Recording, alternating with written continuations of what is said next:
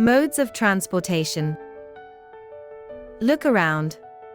There are so many ways to travel from one place to another. Let's explore the different modes of transportation. A car, bus, bicycle, and train. On land, we use vehicles like cars, bus, bicycle. Trains run on tracks and can take many people to faraway places. Water transportation. On water, we travel using boats and ships. Big ships can carry people and goods across the sea. A ship, a boat. Air transportation. The plane soars through the sky, and a helicopter hovers. Up in the sky, we have airplanes and helicopters. They help us travel long distances quickly. Special transport. The rocket launches into space.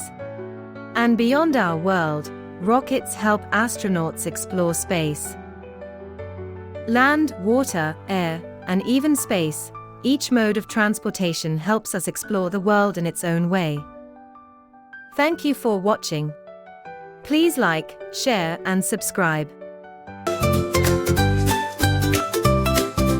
Hatch curiosity, grow knowledge, and keep watching, learning with eager A.